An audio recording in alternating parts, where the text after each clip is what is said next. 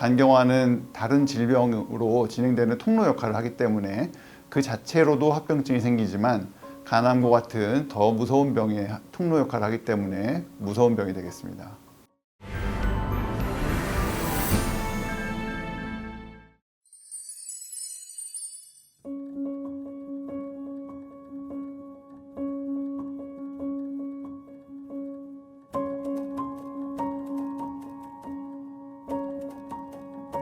간경화는 만성적으로 간에 염증이 생기고 그 염증이 파급되지 않도록 하기 위해서 보상기전으로서 섬유화 밴드가 쌓이게 되는데, 그러면서 섬유화가 되면서 간세포가 섬유화 밴드로 둘러싸이면 간이 표면이 울퉁불퉁해지고 마치 호도 껍질을 보는 것처럼 울퉁불퉁한 상태로 변하는 것이 간경화 또는 간경변증이 되겠습니다. 일단 간경변, 간경화증으로 진행을 하게 되면은 결국은 간성 혼수나 복수, 황달, 정맥류 출혈 등과 같은 간경화의 합병증이 생길 수 있고 치사율이 높습니다. 더욱이 간암으로 진행을 할 수가 있기 때문에 간암이 한번 생기면 잦은 재발을 거쳐서 역시나 사망을 할 수 있어서 간경화는 다른 질병으로 진행되는 통로 역할을 하기 때문에 그 자체로도 합병증이 생기지만 간암과 같은 더 무서운 병의 통로 역할을 하기 때문에 무서운 병이 되겠습니다.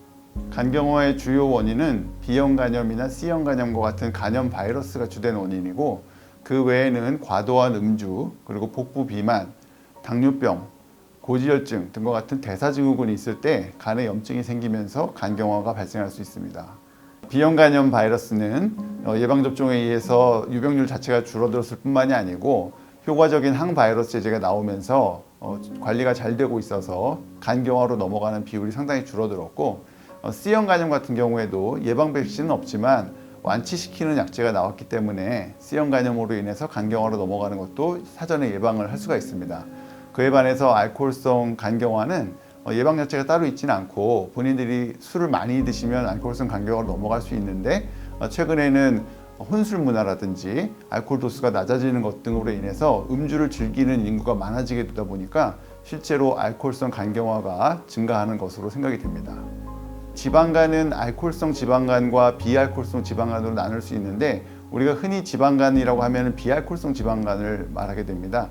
그런데 이제 과도한 체중이나 과체중, 그리고 복부 비만, 당뇨, 고지혈증과 같은 대사증후군이 있으면은 과도하게 쌓인 그 에너지가 지방이 간에 쌓이면서 지방간을 이루게 되고, 그 지방이 그냥 단순히 그냥 지방증으로만 있는 것이 아니고 염증을 일으키게 되고, 그러면 지방간염을 거쳐서 섬유화, 간경화로 진행을 할 수가 있습니다.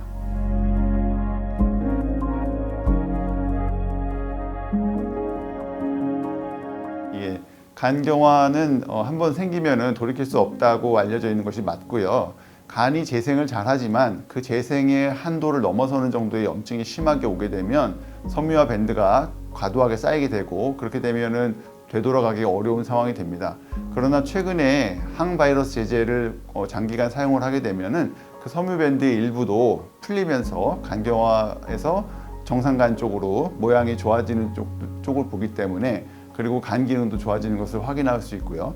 그렇기 때문에 간경화의 어느 단계에서는 너무 심하게 진행되지 않은 상태에서는 항바이러스 제제라든지 금주, 체중 감량 등으로 다시 예전의 건강한 간 쪽으로 돌아갈 수 있다, 이렇게 생각이 됩니다. 그러나 그 단계가 과연 어느 단계인 것인지 정확히 알 수가 없기 때문에 일단 간경화로 접어들기 전에 항바이러스 제제라든지 생활습관 관리 등을 통해서 간경화로 진행하지 않도록 관리하는 것이 제일 중요하겠습니다.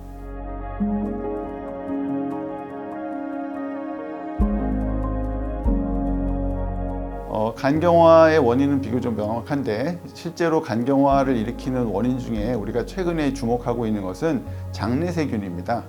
장간축이라고 해서 장내에 있는 세균이 계속 간에 염증을 유입시키기 때문에 장내세균을 컨트롤을 하게 되면 간으로 유입되는 염증을 컨트롤하면서 간의 염증을 억제를 하고 그로 인한 섬유화 또는 간경화로의 진행을 막을 수 있다고 생각이 됩니다.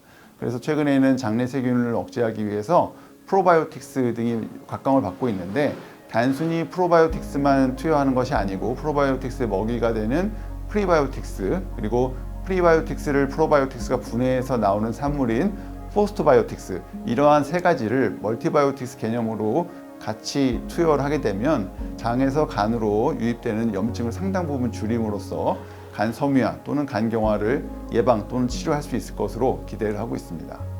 지금 이제 시중에 나와 있는 유산균은 소위 말하는 프로바이오틱스 단일종이기 때문에 그것의 먹이가 되는 재료가 되는 프리바이오틱스나 아니면은 그 분해 산물인 효과적인 아미노자임 같은 물질 포스트바이오틱스를 같이 투여하는 것이 좀 더 효과적일 것으로 생각을 하고 있습니다.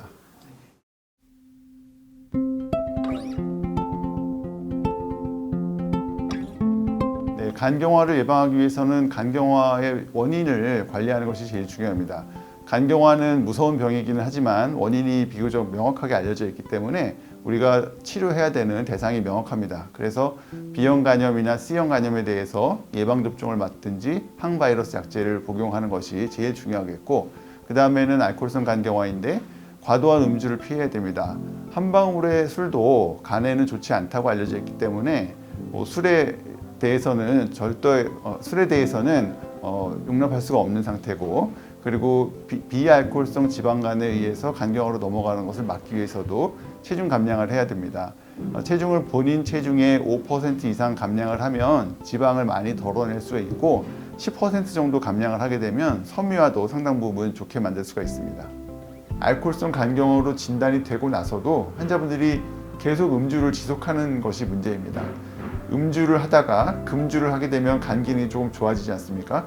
그러면 몸 컨디션이 좋아지면서 다시 술에 손을 대게 되는 경우가 많고, 그러면 조금 좋아지던 간 기능이 다시 나빠지게 되고 좋아지다 나빠지고, 이런 것을 계속 반복하다 보면 결국은 어느 순간에는 돌아올 수 없는 가능을 건너게 되고, 그때 가서 이미 금주를 하더라도 이미 돌아올 수 없는 한계를 넘어섰기 때문에 간경화는 계속 나빠질 수밖에 없고, 이미 금이 가기 시작한 댐이 한번 무너지기 시작하면 걷잡을 수 없듯이 계속 무너지면서 그때 가서는 정말 후회하면서 금주를 하더라도 간경화가 계속 나빠지고 복수가 차고 황달이 오고 식도정맥류 출혈을 하고 또 간암이 생기고, 이런 정말 뚝이 무너지는 것과 같은 상황이 생기면서 결국은 사망할 수밖에 없는 그런 상황을 많이 보게 됩니다. 그래서 알코올이 특히나 간경화의 원인인 경우에는 절대적인 금주가 필요하겠고, 과체중이 원인인 비만으로 인한 간경화의 경우에도 체중 감량을 절대적으로 하셔야겠습니다.